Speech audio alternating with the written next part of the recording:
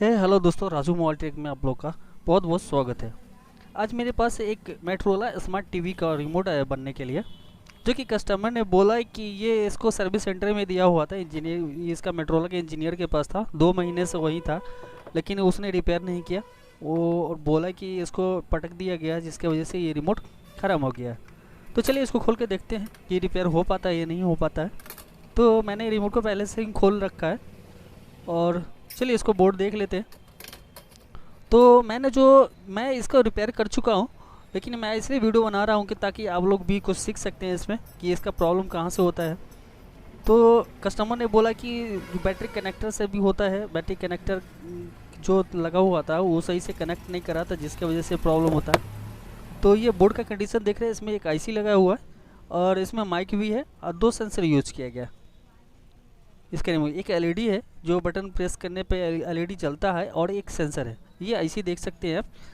और तो जब मैंने इसको चेक किया तो इसका सारा कैपेसिटर ठीक था और इसका ट्रैक भी एकदम नया रिमोट ही है, तो इसका ट्रैक भी तो टूटा नहीं हो सकता। तो चलिए मैं आप लोगों को दिखाता हूँ मैंने किया क्या इसमें। जब इसका प्लस का सप्लाई जो है बीसीसी पे चेक किया तो वहाँ तक ट्रैक इसका ठीक था। आईसी में इसका बीसीसी सप्लाई जा रहा था, नेगेटिव भी ठीक था। तो सारा कैपेसिटर मैंने इसका चेक किया, लेकिन कहीं भी कोई क्लू नहीं मिला, मैंने कोई भी सामान ख़राब नहीं मिला मुझे। तो चलिए देख लेते हैं कि इसका प्लस का ये पॉइंट जो है ये वीसीसी का है, वो ठीक है, और यहाँ कैपेसिटर पर नेगेटिव भी आ रहा है, और यही नेगेटिव आपको यहाँ मिल रहा है। आईसी के पास जो कैपेसिटर लगा हुआ वहाँ पे भी नेगेटिव सही मिल रहा है, और ये इसका ये पॉजिटिव है। तो पॉजिटिव सप्लाई यहाँ ठीक ठाक है, यहाँ पे कुछ रीडिंग आ रहे हैं पॉजिटिव का, और ये वीसीसी का पॉइंट है जहाँ पे भी ये कंटिन्यूटी पूरा बता रहा है।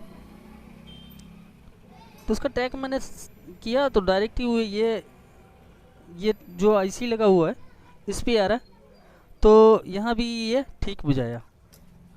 तो मैंने जब देखा इसको खोल के तो मुझे लगा कि इसमें आईसी में प्रॉब्लम है कुछ, जिसके वजह से या तो गिरा है चाहे कुछ भी हो, तो ये आईसी का ही प्रॉब्लम हो सकता है। तो मैंने इसको जो किया है मैं अभी आपको बताऊंगा कि मैंने इसमें किया क्या है। और आप लोग से रिक्वेस्ट है कि अगर आप लोग नए हैं तो ये माइक दिया हुआ है, माइक इसमें वॉइस कमांड भी है, आप वॉइस कमांड से भी आप टीवी को ऑपरेट कर सकते हो। तो मैं अब जो बोल रहा था कि आप लोग अगर नए हैं, पहली बार मेरे चैनल पे आए हैं, तो प्लीज़ मेरे वीडियो को एक लाइक कर दीजिएगा, कमेंट कर दीजिएगा, और साथ ही मेरे चैनल को सब्सक्राइब कर लीजिएगा। ओके, और बेल घंटी को दबा दीजिए, क्योंकि मैं यहाँ पे बहुत सारी जानकारी वाली वीडियो पोस्ट करता हूँ जो आप लोग के लिए बहुत कुछ काम आ सकता है।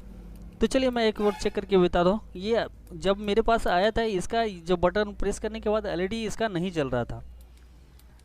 तो मैंने जब इसका रिपेयर किया उसके बाद ये एलईडी जलने लगा। देख सकते हैं आप लोग कि बटन मैं प्रेस करता हूँ तो इसका एलईडी जलता है। तो इसका मतलब रिमोट मेरा अभी बिल्कुल सही है, और जो मैंने किया है इसमें वो मैं आप लोग के साथ शेयर करता हूँ।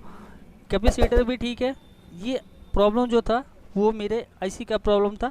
मैंने इसमें सारा कैपेसिटर चेक किया, लेकिन कहीं कोई प्रॉब्लम नहीं आया।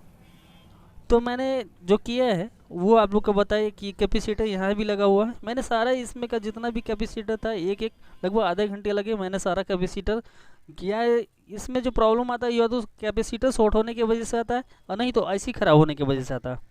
यह गिर जाए तो आईसी में थोड़ा जर्क आ जाता है, जिसकी वजह से ये प्रॉब्लम आता है। तो मैंने सारा कुछ चेक करने आया, लेकिन नहीं हुआ। तो लास्ट में मैंने ये आईसी जो देख रहे हैं, ये ऐसी मैं आप लोगों को नंबर नहीं दिखा सकता क्योंकि इतना छोटा सा लिखा हुआ है कि जो आपको समझ में नहीं आ रहा, कैमरा पर दिख नहीं रहा। तो मैंने जो किया है इस आईसी को थोड़ा सा हिट किया। उसके बाद मैंने जब देखा तो ये मेरा प्रॉब्लम जो था ये नहीं वर्क करने का, वो 100% वर्क कर गया। और आप लोग के पास अगर ऐसा रिमोट आए तो पहले आप लोग इसका सप्लाई चेक कर लीजिए, उसके बाद कैपेसिटर जितना है उतना पूरा कैपेसिटर चेक कर लीजिए कि कहीं शॉर्ट तो नहीं है वो। अगर शॉर्ट होगा तो उसको रिमूव कर दीजिए। अगर उससे भी नहीं हो तो इसका सेंसर जल्दी ख़राब नहीं होता और एलईडी भी ख़राब जल्दी नहीं होता है। तो आईसी में जर्क होने की वजह से ये प्रॉब्लम आता है। तो मैंने जब वीडियो इसलिए बनाया कि बहुत सारे लोग जो होते हैं वो समझ नहीं पाते, क्योंकि पहले से खोला नहीं रखता है, तो लोग तो कहते हैं कि बहुत बहुत डिफ़िकल्ट है, ये नहीं बना पाएंगे। ठीक है, पहले खोल के देखना चाहिए। अगर थोड़ा सा प्रॉब्लम से, थोड़ा सा काम करने से अगर रिमोट ठीक हो जाता, क्योंकि ये रिमोट 700-800 रुपये से कम का नहीं होगा, तो थोड़ा सा मेहनत करना ज़रूरी होता है। ओके, तो चलिए आप लोगों को मैंने पूरा कस लिया इसको, अभी इसको चेक करके दिखाता हूँ। तो देखिए ये मैं जब भी म्यूट का बटन प्रेस किया, चाहे पावर का प्रेस किया, तो ये मेरा रिमोट वर्क कर रहा है। ओके, तो मेरा प्रॉब्लम सॉल्व हो गया था। मैंने वीडियो जानबूझ के बनाया ताकि आप लोग को भी समझ में आए कि ये इसको कैसे खोलते हैं और इसका पीवीसी में क्या क्या चीज़ लगा हुआ है और ज़्यादातर प्रॉब्लम कहाँ पे आता है। ओके, तो आप लोग को इस वीडियो से कुछ जानकारी मिली होगी। अगर वीडियो को जानकारी मिली होगी तो ज़रूर लाइक कर दीजिएगा, कमेंट कर दीजिएगा, साथ ही शेयर कर दीजिएगा और मेरे चैनल को सब्सक्राइब जरूर कर दीजिएगा और बेल घंटी को भी दबा दीजिएगा, ताकि मैं आप लोगों के सामने अच्छे अच्छे वीडियो लेके आऊँ जो आप लोगों को बहुत काम आए। ओके, तो वीडियो देखने के लिए बहुत बहुत धन्यवाद आप लोगों का। Thank you, thanks watching my video.